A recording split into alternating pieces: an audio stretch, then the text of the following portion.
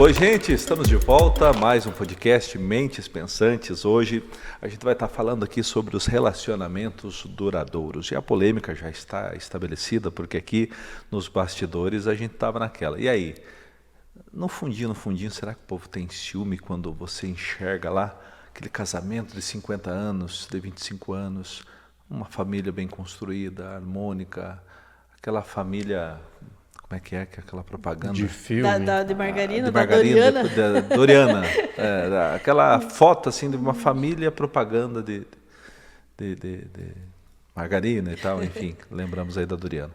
Mas assim, relacionamentos duradouros, é sorte, é esforço ou é muita maturidade envolvida? Esse é o nosso tema do podcast Mentes Pensantes de hoje. E dou os cumprimentos iniciais para você, Deise. Seja bem-vinda. Obrigado. Olá, Pedro. Olá, João. Olá. Olá, Aislan. Você, como sempre, do contra, você já estava falando aqui, diz, olha, eu não tô nem aí para relacionamentos duradouros. Não é bem assim. Eu, para mim, não me faz falta nenhuma.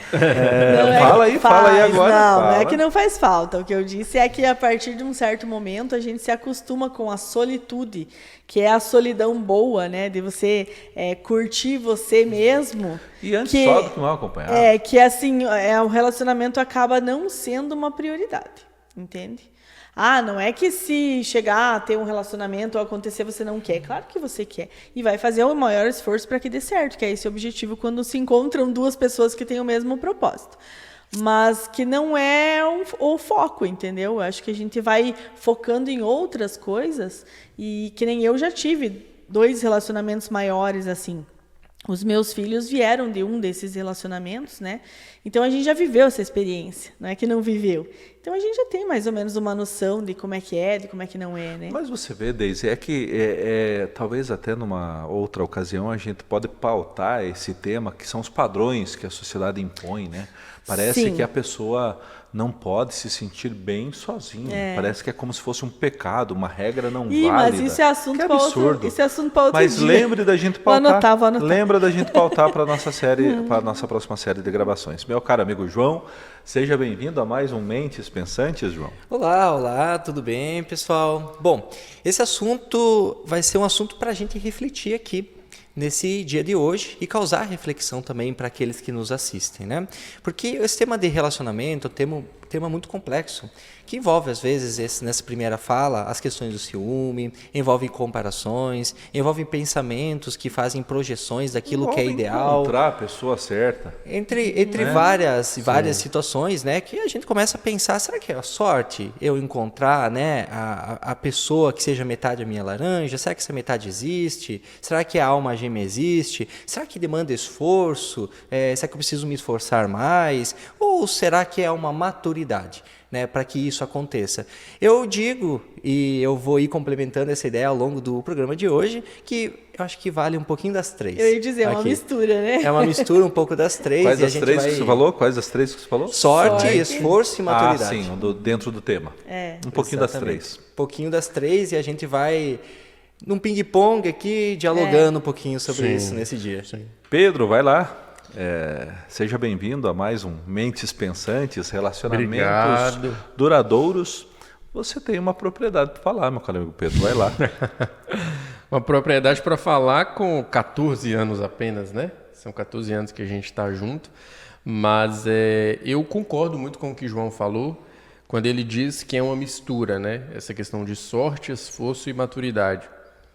Sorte no sentido de... Muitas vezes eu tenho que estar em alguns ambientes que propicie, para que essa pessoa também esteja e eu a encontre, né? Deve haver um esforço da minha parte em renunciar por vezes eu e ela renunciar por vezes ela para que dê certo. Que vai culminar na maturidade. Aí eu conectei com a sorte. Que certo? É uma maturidade de permanência. Então, apesar dos defeitos, apesar dos conflitos, ainda assim a gente caminha em unidade, né? Porque eu acredito que a maturidade, ela casa muito com a unidade.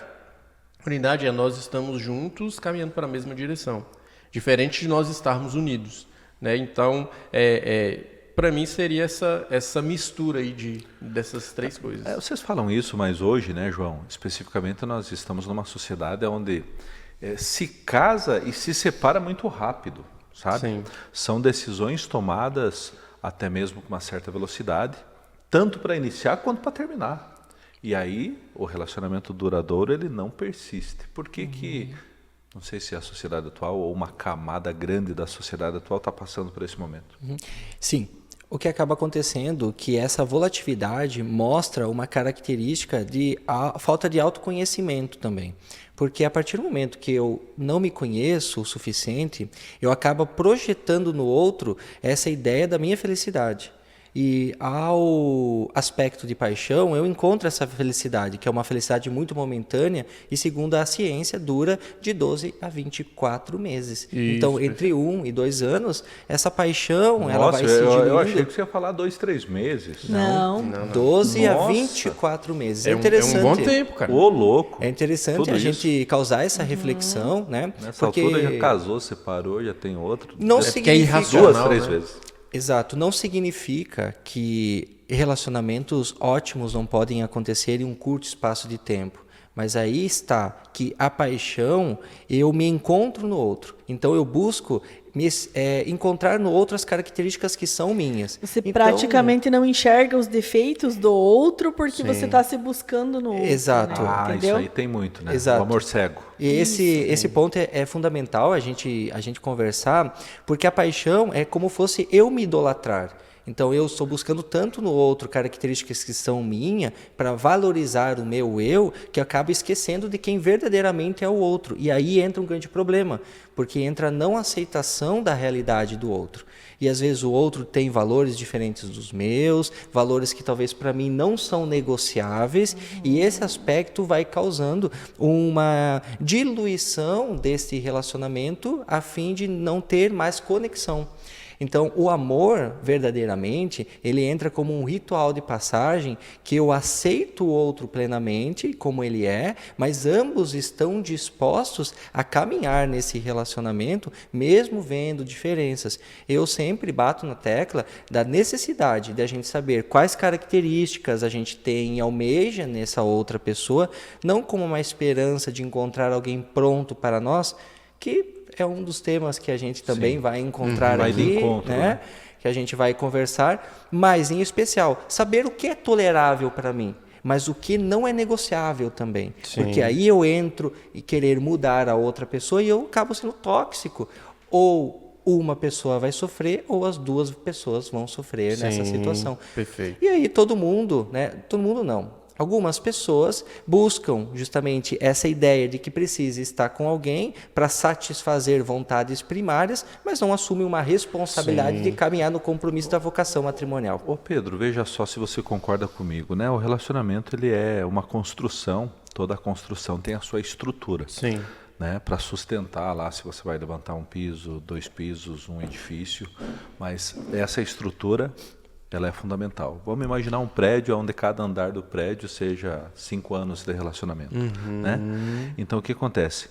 O que a gente observa hoje em dia é que são relações mal estruturadas. Perfeito. Relações mal estruturadas, no primeiro obstáculo que apareça, o estrago vai ser grande.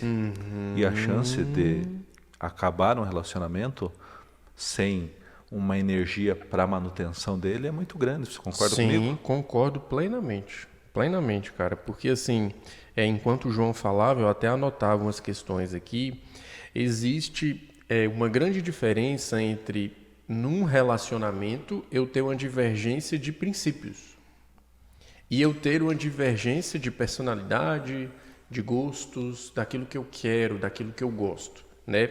E eu percebo que o primeiro andar dessas relações atuais está muito pautada nessa divergência de personalidade, de gostos, de o que eu quero, o que eu não quero, entende? E aí, cara, não há aquela questão de negar a si mesmo. Porque dentro de um relacionamento existe uma porção minha que eu nego para o outro e que o outro nega para mim, entende? E tudo bem quando há uma divergência de princípios. Então, olha, os meus valores inegociáveis divergem com a Daisy. Totalmente. Beleza.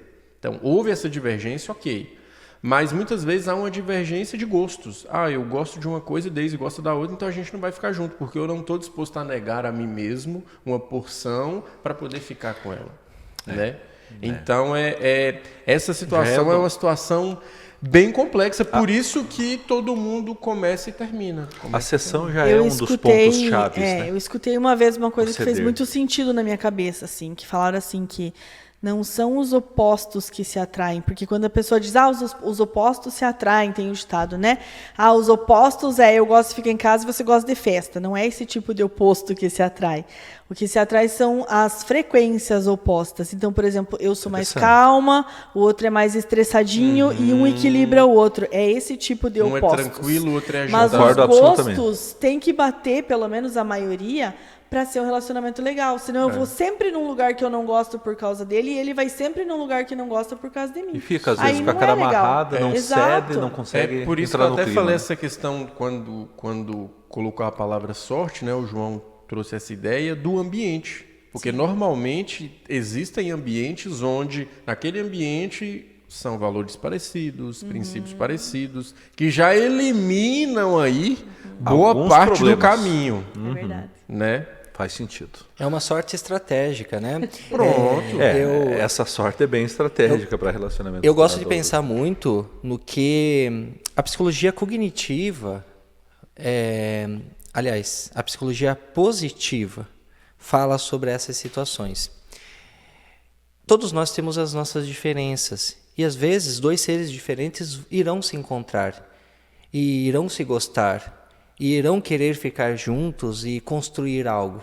Mas a maturidade adquirida nessas diferenças e também no conhecimento que vem anterior desse relacionamento, o autoconhecimento que vem anterior desse relacionamento, ajudam a eles continuarem mantendo esse relacionamento com manutenções que são estratégias de enfrentamentos adequadas, de como lidar com essas divergências de opiniões, divergências de gostos, e há sim, então, a possibilidade de adequar, inclusive contribuir na vida do outro com diferenças.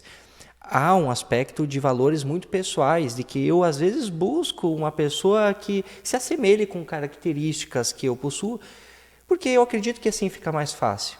Mas existem muitas pessoas que talvez nos ouvem, que veem no seu parceiro ou parceiras diferenças muito grandes, mas encontram um ponto de conexão crucial a fim de manter esse relacionamento estar prosperando. Sim. E eles desenvolveram na história do relacionamento uma maturidade de ter equilíbrio. Então eles sabem dosar essas diferenças. Eu conheço muitos casais que têm relacionamentos longos, duradouros, que são pessoas muito opostas, mas ao mesmo tempo conseguiram dentro da relação criar algo.